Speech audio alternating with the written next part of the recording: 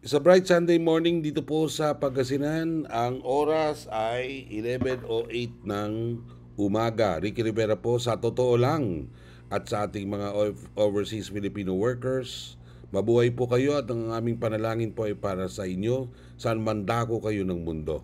Okay, kasalukuyan po nagkakaroon ng maganda at malaking rally po ang mga kasapi ng Iglesia ni Cristo at ilang po mga grupo pa rin dito po sa Quirino Grandstand sa Luneta, no?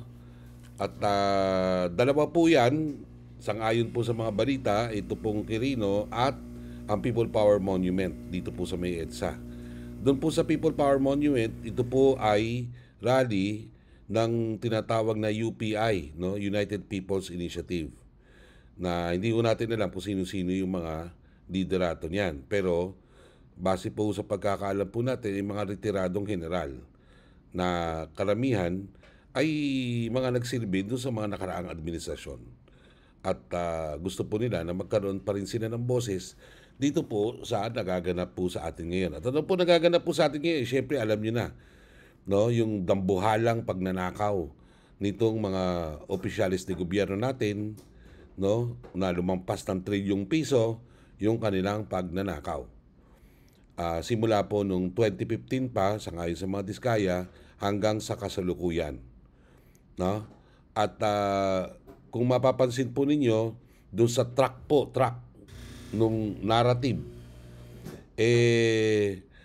may mga nakakasuhan naman at may mga lumalabas ng mga bagong pangalan, no, na involved di umano dito sa pagnanakaw ng ating kaban ng bayan. No, ngunit katakataka sa ngayon sa ibang observers na mukha yatang wala yung pangalan ni Speaker Martin Romualdez.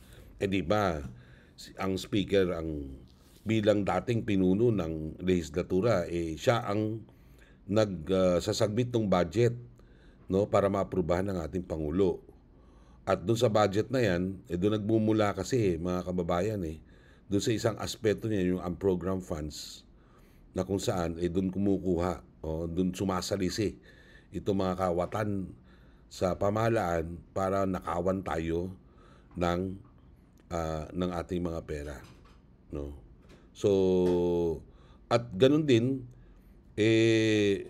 mukhang unti-unting nawala na sa ating memorya itong iba pang mga construction companies na involved dito sa malawakang pandaraya at pandarambong, no? Kaya po, dahil yan, ay nagdesisyon po itong Iglesia ni Cristo, sampu ng ibang mga grupong o pangkating reliyon na palalahanan ng pamahalaan na maging transparent. Bakit kamo? Mukhang nawawalan ng transparency, mukhang nagagamit ito pong anti-corruption campaign para lusawi naman yung oposisyon, pampolitikal, at yung mga hindi kaanib pa dito sa pangkati ng Marcos, no? So mukhang ganun ang nabubuong istorya. Pero sa ganang akin po, personally nakikita ko naman na honest efforts naman po ang pamahalaan. No, hindi naman kasi pipitsugin siyempre yung mga kalaban. May mga ano yan, may mga networks at may mga pera din para i-counter yung akusasyon sa kanila, no, ng pamahalaan.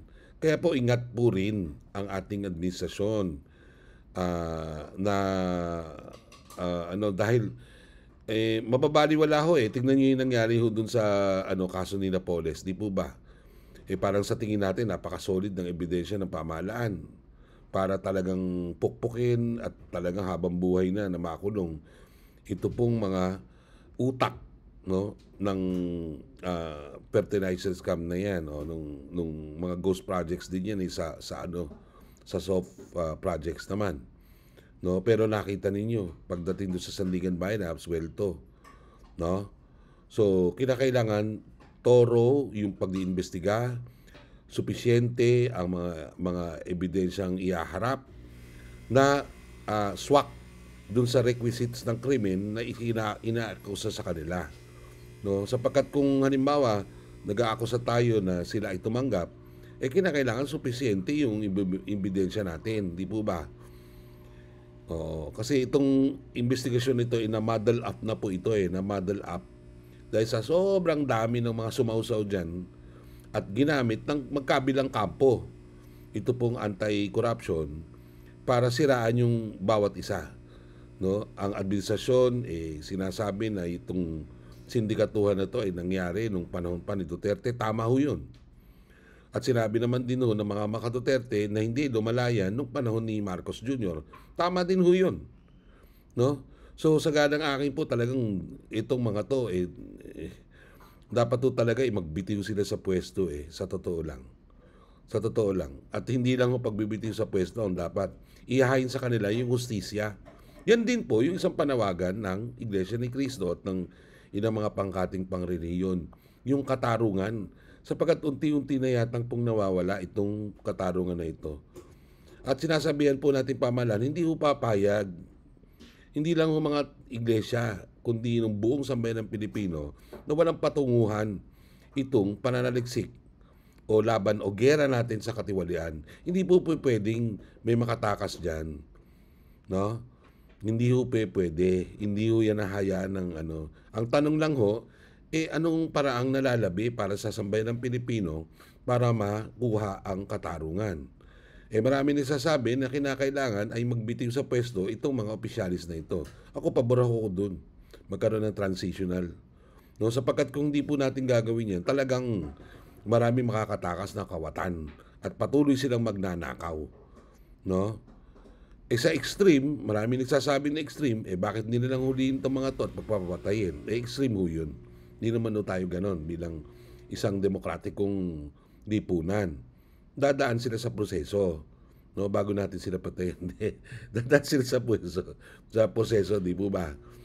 Ngayon, yung isang hiling natin, buhayin natin yung death penalty, dun lang sa katangi-tanging krimen na yan, yung pagnanakaw.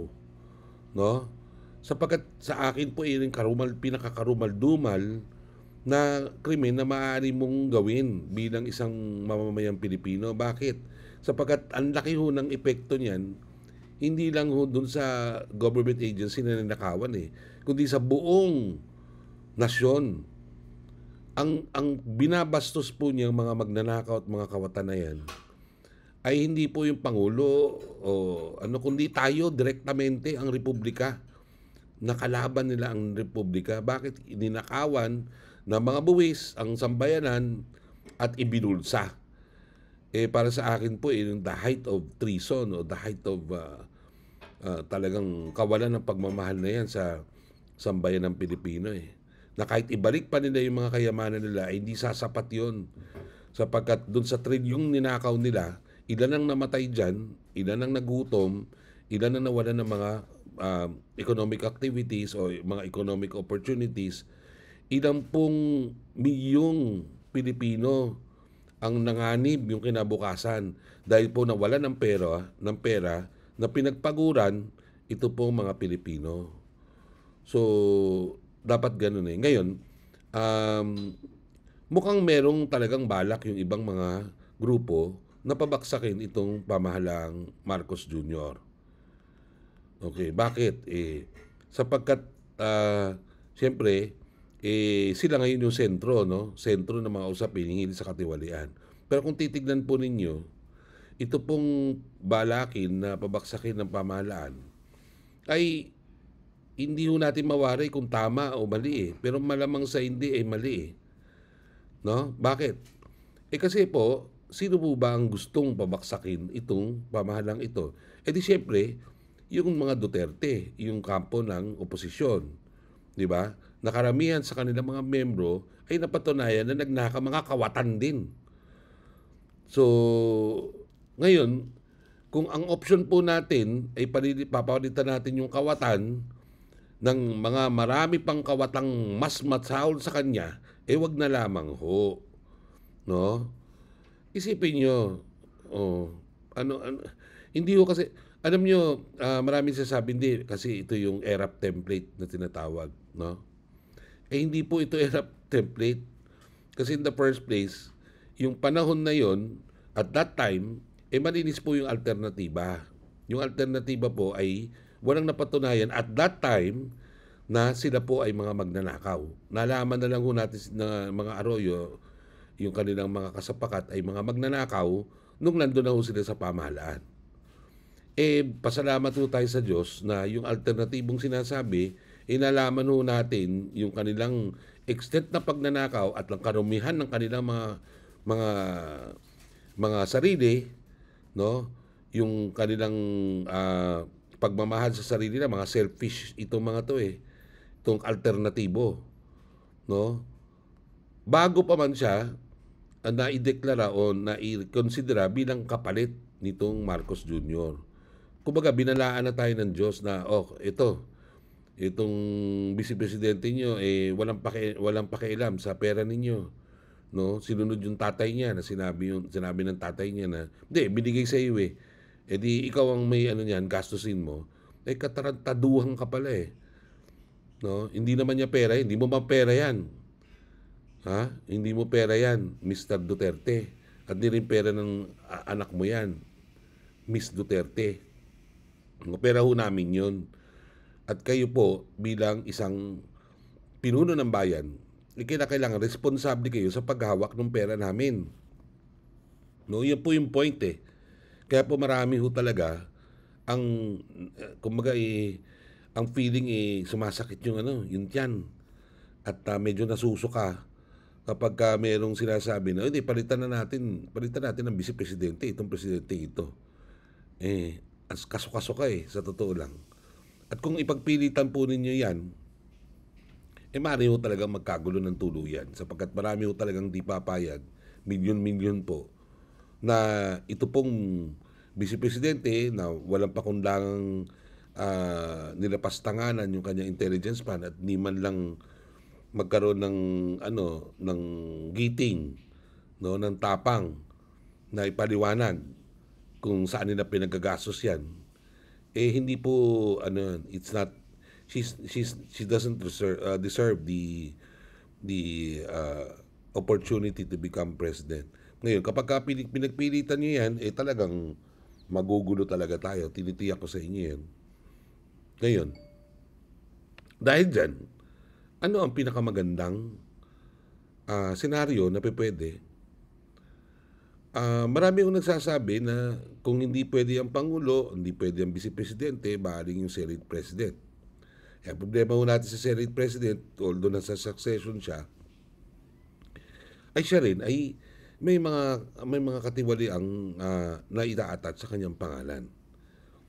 At sa palagay ko, hindi ho magkakaroon din ng tunay na pagbabago kung ang kasalukuyang Senate President naman natin ang maging hepe o maging pinuno ng ating pamahalaan kapalit ng Pangulong ito. Hindi po rin yan. Ngayon, kung ang Supreme Court Chief naman ang sinasabi, katulad nung narinig ko kay Governor Chavit Singson noong nakaraan, posible, kaya lang ang problema ho niyan ay ito pong ating Supreme Court ay may pinagkakautangan ng loob.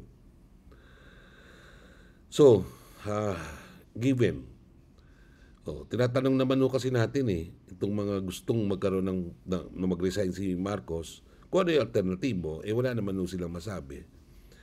Siguro ang pinakamagandang alternatibo na lamang po ay ganito, na come clean Mr. President. Total, kayo naman 1 o 2 taon na lamang dyan sa paninilbihan, baka pwede kayo mag-come clean.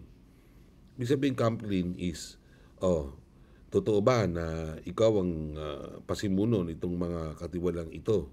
Bakit? Bakit mo sabing hindi? Ba't naman sabing tama? No? Ikaw ba ay willing, no, na parusahan sino man, maski asawa mo, maski anak mo, maski ikaw, kung kayo ay nagnakaw? At ikatlo, siguro humiling siya ng bagong covenant, bagong kontrata sa Filipino people. Na ano ang kontratang ito? Unang-una na siya ay magke-create, no, ng isang truth commission.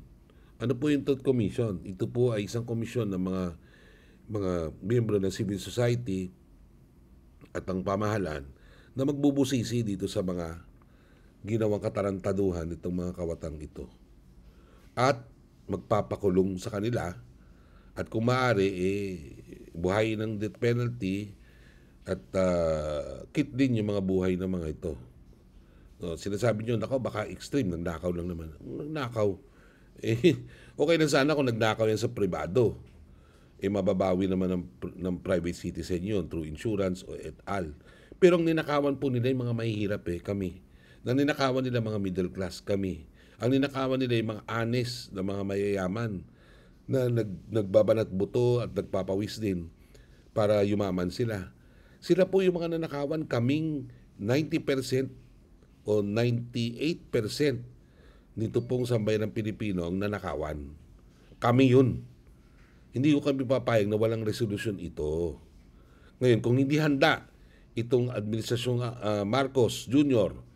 na talagang pangatawanan niya yung pangako niya na walang sisinuhin dito sa anti-graft campaign nito, kung hindi nila kaya, sabihin na nila ngayon sapagkat mismong ang mga taumbayan na mismo magkikreate kami ng isang grupo na kung saan ay talagang we will make sure na these people are not only put to jail but shamed socially, and makita nila yung epekto maging hindi lang sa kanila, maging sa kanilang mga pamilya, sasamain sila. Yon ang gustong marinig, Mr. President, ng ating taumbayan. Sasamain itong mga kawatan na ito, yan po yung hinihinging katarungan, Ngayon, dun sa analysis ko naman, kung ito po ay magiging daan para sa pagpapalit ng pamahalaan, sa ganang akin po ay hindi pa ho ito ang panahon. Kulang itong ginagawang inisyatiba nitong mga grupong ito. At ikalawa, kulang din sila sa legitimacy, dahil pinupush nila yung pag-uupo naman dito kay Vice Presidente Sara Duterte. Sinabi ko na nga, at matagal ko na sinasabi ito, nagre-reflect naman sa mga studies, hindi ko papayag talagang Kung gusto ninyo magkaroon ng panibagong insurgency movement, sige po, ilaklok nyo yan. At talagang aawayin ho talaga yan. Magkakagulo talaga tayo kung iluluknok nyo yan. Yun po yung yun po yung basa ko. Hindi po akin ito Ito po ay basa ko dun sa sitwasyon, At sa alam mo, ang mga tao kasi ang pagtataya kung okay o hindi yung isang organisasyon, yung kalidad ng organisasyon, hindi po lang sa dami yan, At yung kalidad ng mga tao na nag-oppose for the Vice President to assume the presidency are quality people, honest people, Hindi pa nga mga ideologicals. Honest people. So kung mga honest people po, ang mismong talagang dinuduno na, sinusuklam at talagang sinusuka, ito pong alternatibang ito, wag nyo na hong itry. Dahil maaaring magtagumpay kayo sa unang araw, pero yung sustenance, yung sustainability po ang question dyan. Maaaring hindi kayo magkakuha ng lokal na suporta at ng international legitimacy. Napakahalaga ho niyan. Yung international legitimacy. So, ganun po. So, yung mga nagsasabi na ito po raw ay ubaw-uwi sa kudita, sa tingin ko po hindi po revolutionary ang sitwasyon. Hindi po sapat na dahilan para pumunta na ho sa kalsada yung iba pang hindi INC at itulak palabas ng Malacanang itong si Macoy Jr. Hindi ko sapat. Hindi ko sapat yung testimony ni Saldico. Sinong naniniwala? O isipin nyo, paano nyo paniniwalaan yan na ang pinakita sa inyo ay ang pinarinig sa inyo, isang alegasyon. Wala akong kinalaman dyan, inutusan lang ako. Ganun ka ba kabobo na inutusan ka? Bakit at that time, hindi mo inilantad sa ito po ang mga kababayan just to come clean. Ito pong Pangulo natin, utusan po akong mag-insert ng 100 billion. Bakit pinano nyo pa? So, ibig sabihin, pagpipilit, napilitan ka lang ngayon na magsabi para salbahin yung sarili mo. Sino maniniwala na ang Pangulo ay magpapa-insert pa ng 100 billion samantalang siya po ang may control ng National Expenditure Program, NEP. Kung gusto mong kumita ng Pangulo dyan, dun sa mga proyekto na nandun sa NEP, dun po yan makikita. Hindi mo makikita dun sa unprogrammed funds. Kasi yun, masyadong obvious talaga yun. No? Ikalawa, sinasabi niya hindi raw siya kumita. Excuse me, Mr. Saldico, no? Bago pa man ito pumutok, putok na yung pangalan mo doon sa mga colleagues mo sa Kongreso. At ano pong naririnig natin yan, at nailathala na rin po yan, etc. Na marami ho doon sa mga colleagues nila sa Congress ang pinaghihingan nila ng 20 to 30%. No? Kumbaga, lalo na yung mga newbies, yung mga bagong congressman. Anong ginawa ni Mr. Saldico dyan? Sangayon po sa mga several sources, tinarahan po sila, tinarahan sila ng may 20 to 30% doon sa kanilang mga corresponding budgets na halimbawa kung merong infrastructural doon, kung may hard, ipapaubaya ho doon sa mga kontraktor na under the good graces of Mr. Saldico. Ihabla mo ko dyan. No? Patutunayan ko sa iyan. So, anong wala kang kinalaman at wala kang imposible naman yun na hindi ka kumita dyan. No? Makikita rin yun yan doon sa spike ng pagyaman ni Mr. Saldico mula 2022, mga ganun, mga 2015, 2016 up to now. No? So, tignan natin. At kung ako sa iyo, umuwi ka talaga. Kasi sinasabi mo, hindi ka pinapauwi. Ngayon, ano ngayon ang answer mo? Pinauwi ka na ng Malacanang, umuwi ka na. Para kung talagang tama, totoo, at parinindigan mo yung sinasabi mo, pumunta ka rito at mag-swear ka. Huwag yung kunyari, natatakot kang mamatay. Mga tulad mo, paano matatakot mamatay yan? Di ba? At hindi naman siguro tanga ang Malacanang para ipa-assassinate ka para gawin kang hero. You're an unlikely hero. You're the villain here, Mr. Saldico, at marami naman nakakaalam dyan. At villain din dyan yung iyong bosom body, Speaker Martin Romualdez. At bago pa yan, sinasabi nila na ang mga kaibigan mo talaga ay walang iba kundi si Senador Bongo, Senador Estrada, etc. No? So, wag mo tayo magmamalinis dyan, wag mo tayo magpapaniwala, at sa tingin ko, hindi sapat yung revelation, quote and unquote, nitong ni Saldico. No? Hingil dito na para maging sapat yan para kumbinsihin ng lahat na lumabas sa kanilang mga tahanan at demand yung pagbibitiw nitong Pangulong ito. At para maisalba ng Pangulo ito yung sarili nila, ang proposal ko ay come clean, no? That's number 1. Number 2, magsabi lang ng katotohanan, no? Na yung pinsan mo at ng ibang mga kamag-anak mo ay na-involved din sa mga ganyan. Ngayon, kung wala naman talaga, di wala. Pero kung meron, which I'm sure meron, come clean. At katlo, mag-demand ka ng bagong. You enter into a new social contract with the Filipino people. At anong social contract na ito? Ihahin mo sa kanila yung plano mo for the next 2 years. Ano ang plano mong gawin? Ano ang gusto mong legacy na may iwan sa taong bayan? Na? Okay, very last na lang. Ito pong Marcos, ang sabi niya, ay tumakbo siya upang linisin ang kanilang pangalan.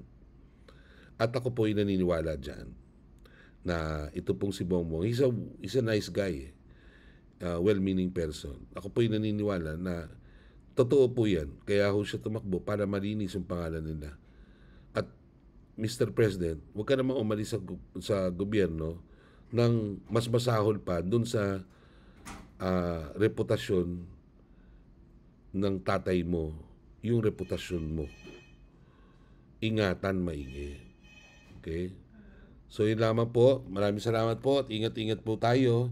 May 2 araw pa para makita ho natin yung kung lalago o hindi itong ongoing Iglesia ni Cristo Rally dito po sa Luneta at dun sa EDSA Shrine. Maraming salamat po.